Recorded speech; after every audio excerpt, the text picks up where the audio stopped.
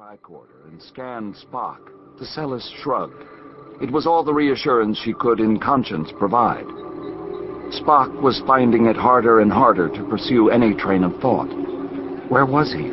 This didn't look like the Vulcan Science Institute he remembered. Who were these people? Why was one of them shouting? How strange they sounded. Surely they could not be native to Shikar. Shikar. They had no legitimate cause for alarm, not on his account. He tried to tell them so, but so many thoughts were warring in his head that he could not speak. He managed to raise an ironic eyebrow before his consciousness was engulfed. And Spock remembered.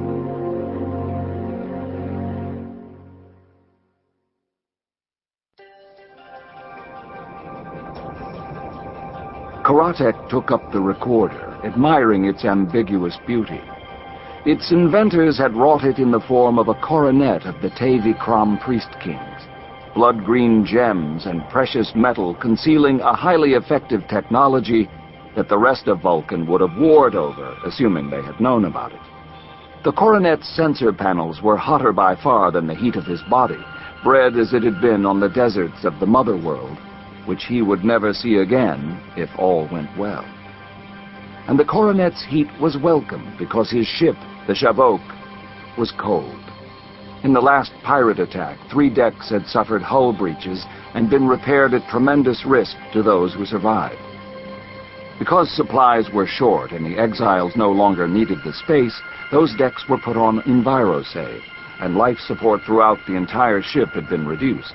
Now every person on board who wished to maintain even a minimal level of fitness had to exercise for hours daily to preserve body mass and strength.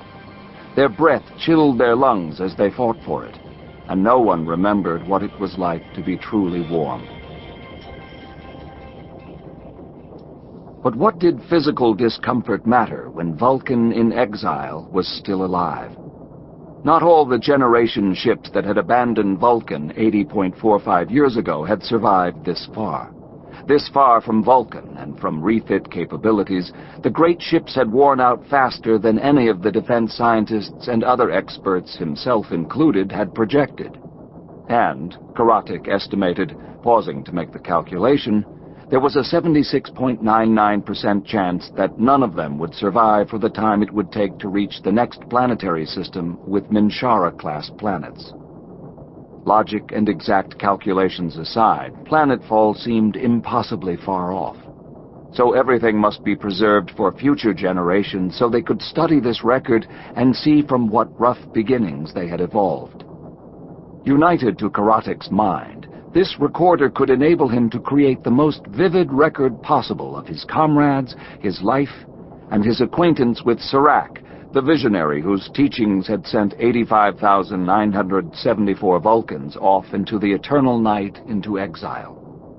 It was logical that Karatek, as one of the 694 surviving members of the Exiles Council, be one of those to leave such a record. Logical, but not wholly without risk. Captured documentation from some of the scientists who had invented this recorder's prototypes had revealed that some early versions of the recorders had melted, their metal fusing to experimental subjects' skulls. Other subjects had been lost, their minds trapped forever within gleaming crystals that now housed their memories. He drew in 3 deep, rhythmic breaths. This latest model of the recorder had enhanced fail-safes built in. If a circuit showed signs of malfunction, or sensors detected severe psychic distress, the recorder would shut down. Karatek shut his eyes, preparing his mind. He recalled Vulcan, the embattled world that circled its huge, angry red star, so far from them, might not survive.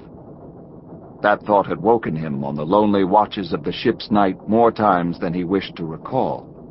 But even if the Mother World had died, the soul of Vulcan, these people, this heritage, these memories, would last if Karatek had to pour his own blood into the ship's engines in a final sacrifice. And if the exiles were not the only Vulcans in the galaxy, If the warring tribes and factions fortunate enough to remain on the Mother World manage not to reduce it to radioactive asteroids in their ceaseless, senseless civil wars, it would be the duty of Vulcan in exile one day to leave whatever refuge they had found and bring these memories home. His duty and that of his descendants. Even if they never survive to make planetfall, some other race, more logical in its choices, might find the Shavok or one of the other surviving remnants of Vulcan's exiled fleet derelict in space, and finding these records, learn from them. As Serac had taught them, what was, was. But there were always possibilities. Serac himself had seen that. Karatek had been with him for some of that time. He remembered, and now it was time to pass on those memories. Karatek placed the recorder on his head. Immediately, the invasion he had trained himself to accept assaulted his consciousness. He let his defenses fall. Resistance would damage brain and synapses. "There is no pain," he chanted silently. "There is no pain." And then there was not. Images and thoughts formed in his mind flowed into the crystals and would be preserved as long as their lattices survived. "I am Karatek, physicist, once of Shikar, a citizen of Vulcan in exile on board the Shavok." How sweet the rush of sensations was. The forge at dawn, the sweetness of the desert wind, the sweep of a Shavok across the sky, the rustles, bells, cries of a procession of pilgrims, as if he stood in Shikar watching the gates. A tear slid down his cheek, the logical consequence of such memories. On such a day, Serac had walked out of the desert, wrenching Karatek's life, as well as that of the battered Mother World, into new patterns. Karatek remembered.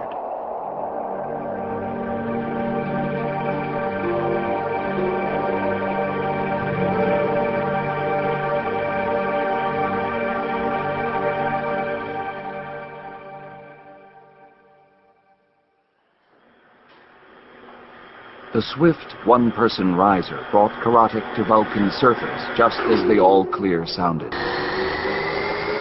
He stepped outside the Vulcan Space Institute's defensive shields onto the sand, ochre shading into the true crimson of the deep desert.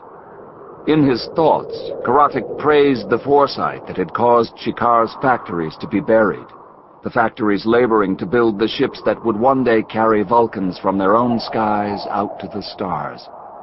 Putting them underground had protected them from the sneak attacks that had turned similar facilities at Shanaikar into a glassy pit.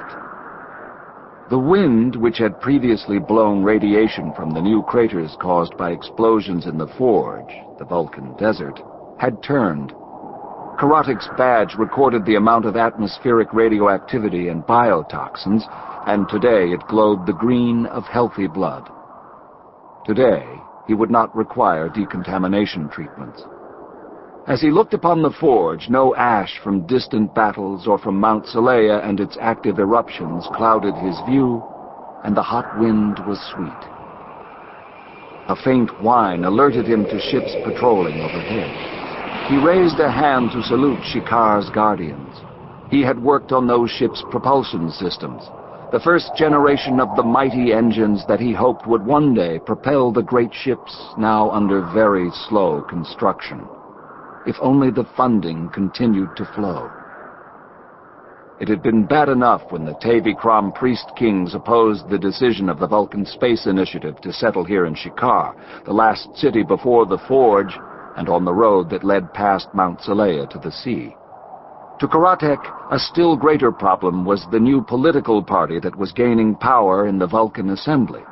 They were technocrats, which many thought made them the Vulcan Space Initiative's natural allies, but they were also utilitarian and pragmatic. They would fund the building of ships if they were warships, or if they enabled Vulcan miners to exploit the resources of the outer worlds. But technocrats opposed ships that could make the great voyages out beyond Vulcan's star system, opposed the engines that might be developed at later times that could leap the speed of light.